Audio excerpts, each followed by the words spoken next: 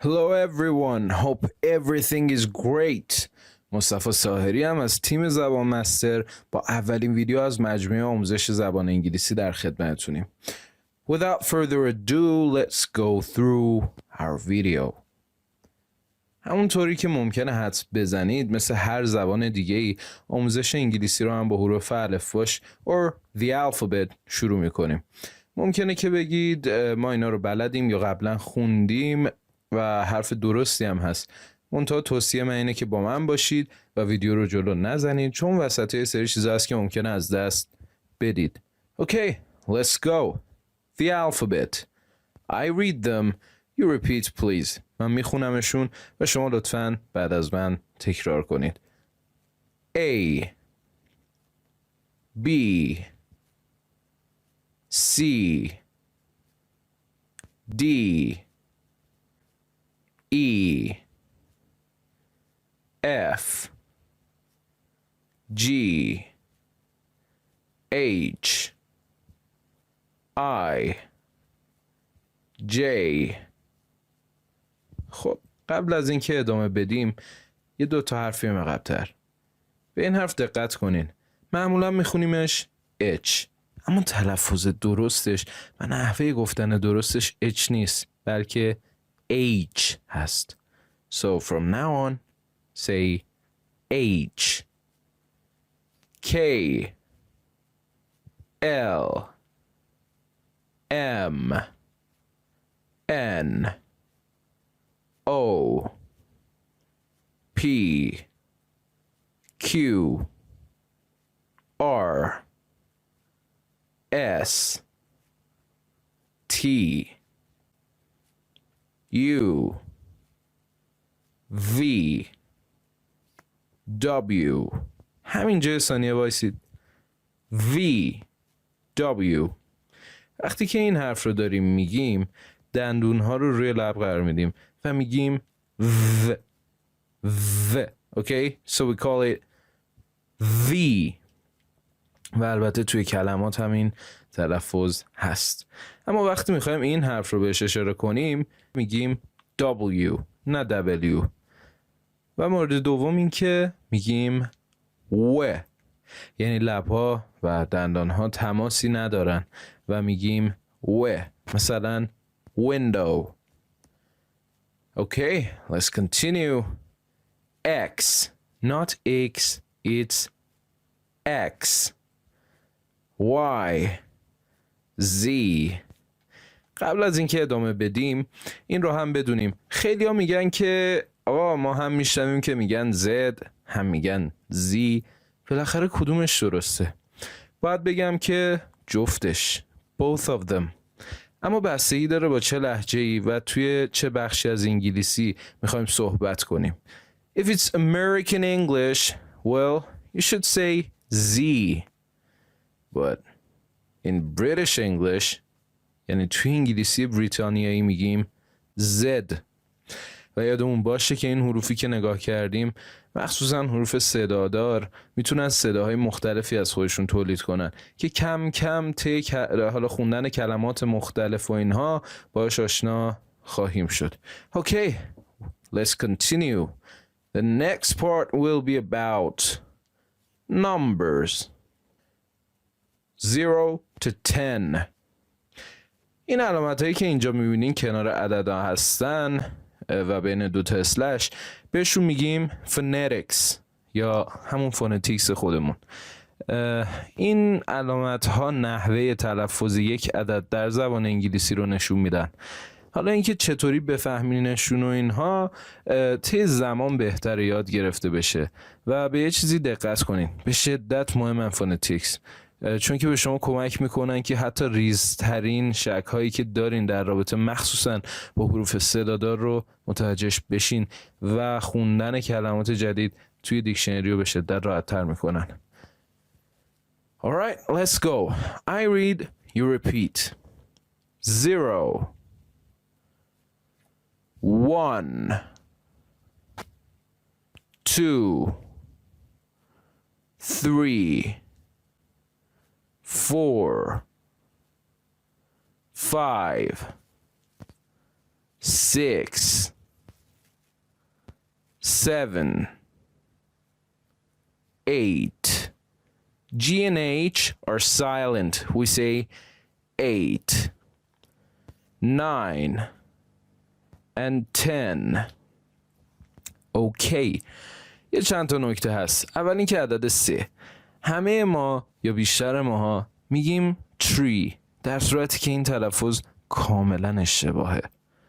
البته توی لهجه های خاص مثل لهجه شیکاگو و جاهای از این قبیل ممکنه بشن که بگن 3 یا حتی مقدار غلیظ‌تر که به سمت ت بره، ولی معمولا توی انگلیسی استاندارد اینجوری نیستش. اما چطوری باید تلفظش کنیم؟ برای تلفظ TH زبونمون رو بین دندون‌ها قرار میدیم و سعی میکنیم بگیم س، منتها توی اون حالت که میشه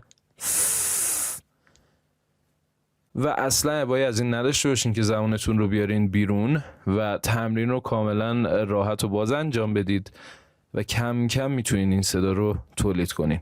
خب تا اینجا قضیه اوکیه، اما خیلی وقتا میشنویم که سریا میگن 3. انگار بازم یه جای کار میلنگه، انگار کاملا درست نیست. باید بهتون بگم که مشکل با تلفظ حرف آر هست. یعنی چی؟ ما معمولا آر رو به شکل ر تلفظ میکنیم، اما این قضیه توی انگلیسی متفاوته و اونها میگن ر. پس 3 از این تولید میشه که ما به آر میگیم ر و برای چسبوندن ث و ر یه تلفظ اضافی داریم اون وسط و یه مثبت اضافه تولید میشه. پس چطوری باید بگیم؟ باید بگیم 3. مورد بعدی که هستش راجع به عدد 7.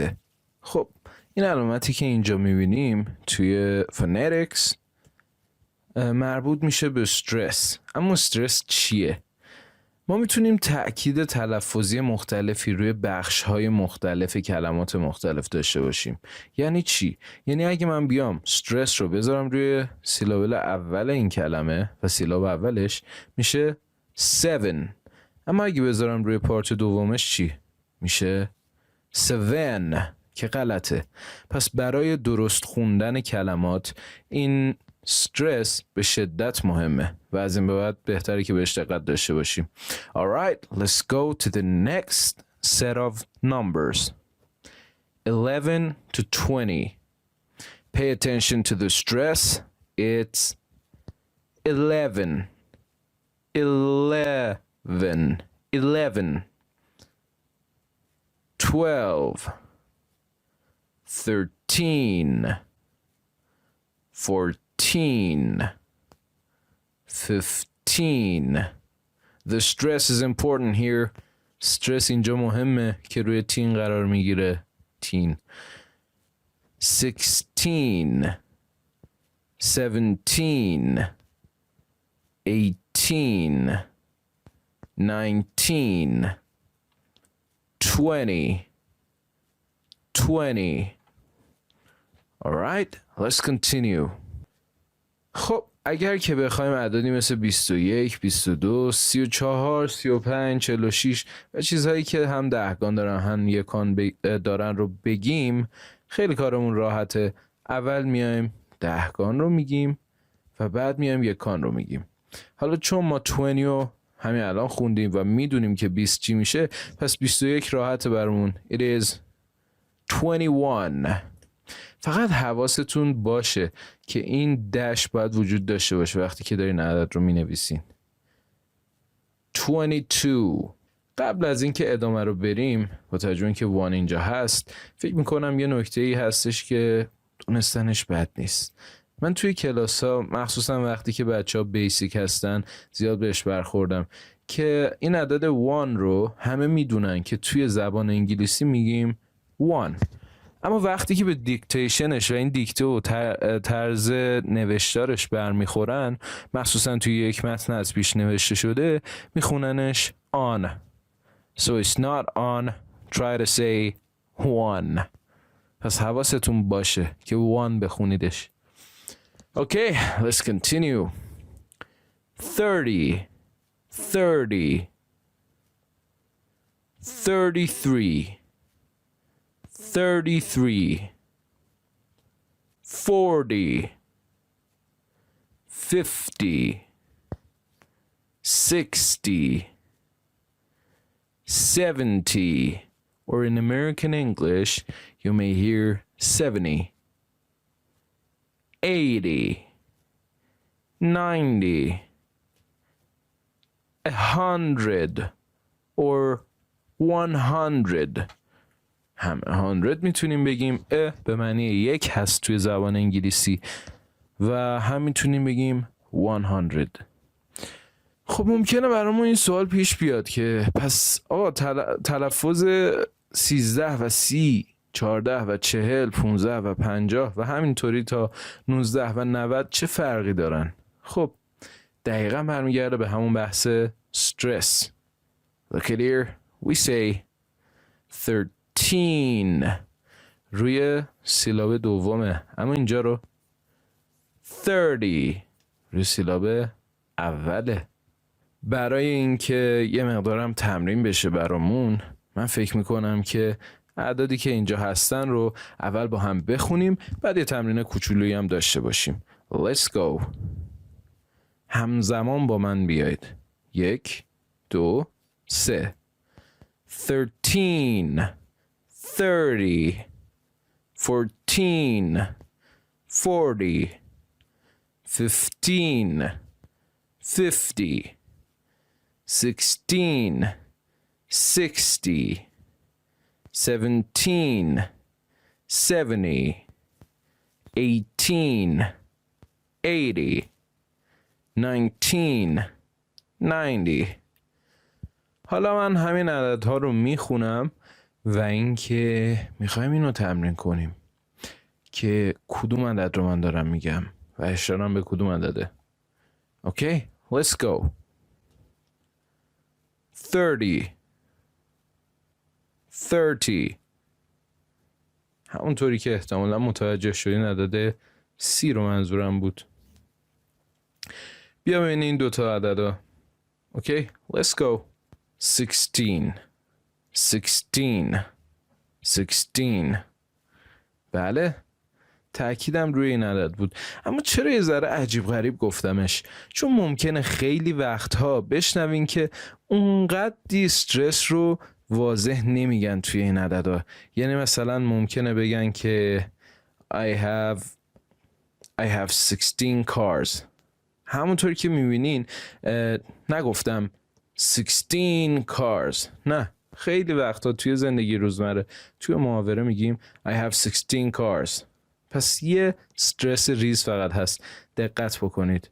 اما اگه میخواستم بگم 60 میگفتم I have 60 cars. پس استرس اول این اعداد هم مهمه، استرس پارت دوم اعداد 13 تا 19 هم به شدت مهمه. Okay, let's go to the next part. The next part will be about greeting or greeting. Greeting یعنی چی؟ طبیعتا هر دو نفری که به هم میرسن اول شروع میکنن سلام و احوال پرسی و خوشو بش.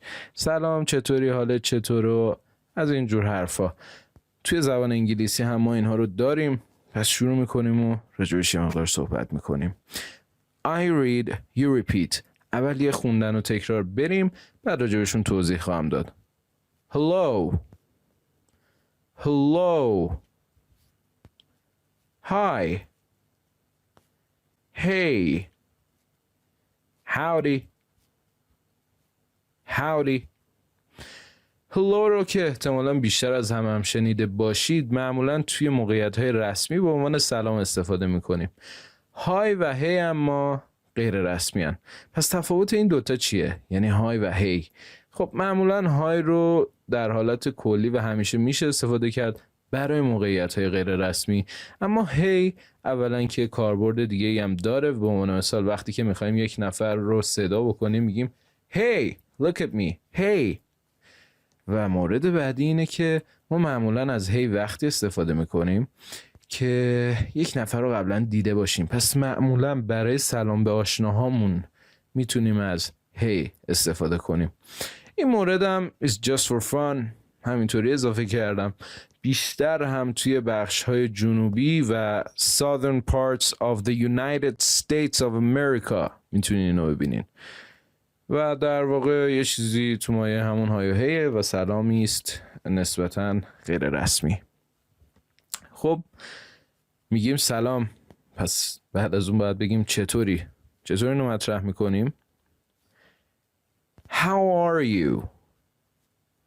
How are you? How's everything? How's everything? How are things? How are things? How's life?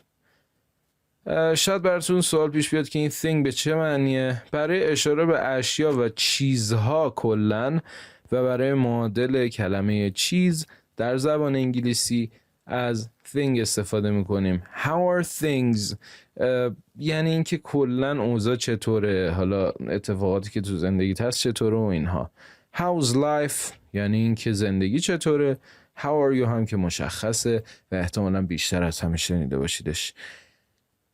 و در جواب اینها چی باید بگیم؟ میتونیم بگیم fine یا good به معنی خوبم یا خوبه یا خوب. Not bad, not bad. bad نیستم یا bad نیست. So, how are you? جواب بدین. How's everything? حالا شما هم من یکی این سوالا رو بپرسید. Fine. یه دونه دیگه ازم بپرسید. Not bad. Okay, that's it. به همین سادگی. Let's go to the next part. Okay, معمولا برای خداحافظی هم حالتها و اصطلاحات و کلمات و جملات مختلفی وجود دارن که یه مقدارشون کار میکنیم. قبل از اینکه روی اینها کار کنیم بهتره بدونین که این اصطلاحات و کلماتی که بالا نوشته شدن و پایین نوشته شدن با هم متفاوتن و از بالایی ها معمولاً توی موقعیت‌های رسمی تر استفاده میشه. Okay, let's go. Goodbye. Goodbye. تا احتمال زیاد تا الان میگفتین goodbye، ولی خب بهتر قشنگ تلفظش کنیم و بگیم goodbye. استرس کجاه؟ دقیقاً روی پارت دوم کلمه. Goodbye. Farewell. Farewell به چه معناست اما؟ farewell یه مقداری رسمی تر از حالتهای دیگه است و یه جورایی میشه گفت به معنی بدروده. Okay, let's go to the next one. Have a good day. روز خوبی داشته باشین. Take care. یعنی مواظبت کن یا مواظب خودت باش. Just repeat like me. Let's go. Bye. Later. See you later. Talk to you later. Alright then. اینها رو که احتمالا میدونین. Later حالت بعدا میشه see you later. بعدا میبینم talk to you later. بعدا باهات صحبت میکنم. Alright then هم به معنی خیلی خوبه. یعنی چی؟ معمولا دیدین آخر مکالماتمون برمیگردیم به طرف میگیم خیلی خوب. یه همچین حالتیه. حالا میتونه بدون هیچ خدافظی دیگه هم باشه و خودش به عنوان خدافظی استفاده بشه. Alright. فقط موضوعی که مهمه حتما تمرین کنید و یاد بگیرید و بعد برید قسمت‌های بعدی. امیدوارم لذت برده باشین. Thanks for watching و به زودی میبینمتون. Have fun. Bye bye.